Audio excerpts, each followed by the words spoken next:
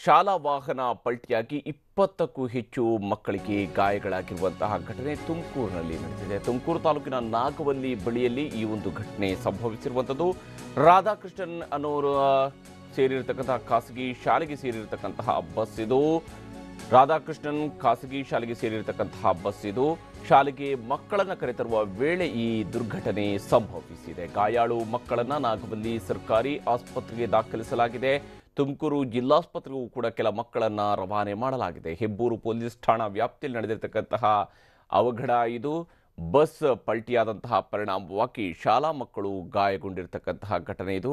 ಮಕ್ಕಳನ್ನು ಈಗ ತುಮಕೂರು ಜಿಲ್ಲೆಯಲ್ಲಿ ನಡೆದಿರತಕ್ಕಂಥ ಈ ಘಟನೆ ನಾಗವಲ್ಲಿಯಲ್ಲಿರ್ತಕ್ಕಂತಹ ಸರ್ಕಾರಿ ಆಸ್ಪತ್ರೆ ಹಾಗೂ ತುಮಕೂರಿನ ಜಿಲ್ಲಾ ಆಸ್ಪತ್ರೆಗೂ ಕೂಡ ಈಗ ರಾಧಾಕೃಷ್ಣನ್ ಪಬ್ಲಿಕ್ ಸ್ಕೂಲ್ಗೆ ಸೇರಿರ್ತಕ್ಕಂತಹ ಮಕ್ಕಳನ್ನು ಈಗ ಸೇರಿಸಲಾಗಿದೆ. ದಾಖಲಿಸಿ ಅವರಿಗೆ ಚಿಕಿತ್ಸೆಯನ್ನು ಕೊಡಿಸಲಾಗ್ತಾ ಇದೆ. ಇವತ್ತು ಬೆಳಗ್ಗೆ ಶಾಲೆಗೆ ಮಕ್ಕಳನ್ನು ಕರೆದೊಯ್ತಾ ಇದ್ದಂತಹ ಸಂದರ್ಭದಲ್ಲಿ ಈ ಒಂದು ಅಪಘಾತ ಸಂಭವಿಸಿದೆ. ಮಕ್ಕಳನ್ನು ಶಾಲೆಗೆ ಕರೆತರುವಾಗ ನಡೆದಿರುವಂತಹ ಅಪಘಾತದಲ್ಲಿ ಶಾಲಾ ಮಕ್ಕಳು ಗಾಯಗೊಂಡಿದ್ದಾರೆ. ಬನ್ನಿ, ಬಗ್ಗೆ ಮತ್ತಷ್ಟು ಡೀಟೇಲ್ಸ್ ಅನ್ನು ಕೊಡೋದಕ್ಕೆ ನಮ್ಮ ತುಮಕೂರು ಪ್ರತಿನಿಧಿ ಮಹೇಶ್ ಈಗ ನಮ್ಮ ಜೊತೆಗೆ ಸಂಪರ್ಕದಲ್ಲಿದ್ದಾರೆ. ಮಹೇಶ್, ಹೇಗೆ ಸಂಭವಿಸಿರುವಂಥದ್ದು ಈ ಅಪಘಾತ, ಮತ್ತೆ ಮಕ್ಕಳ ಸ್ಥಿತಿ ಹೇಗಿದೆ?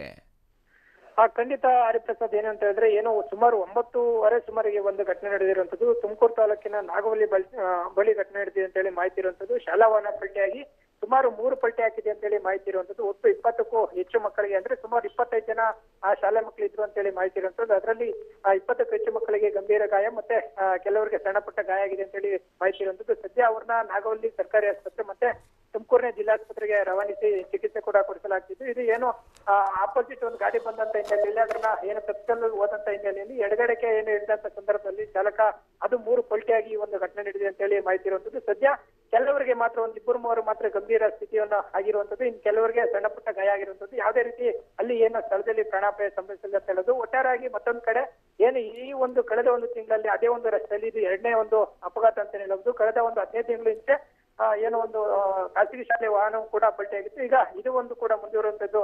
ಅವರ ಪ್ರಸಾದ್, ಸದ್ಯ ಹೆಬ್ಬೂರು ಪೊಲೀಸರು ಸ್ಥಳಕ್ಕೆ ಭೇಟಿ ನೀಡಿ ಪರಿಶೀಲನೆ ನಡೆಸಿರುವಂತದ್ದು. ಹರಿಪ್ರಸಾದ್. ಓಕೆ, ಧನ್ಯವಾದ ಮಹೇಶ್ ತಮ್ಮೆಲ್ಲ ಮಾಹಿತಿಗೆ.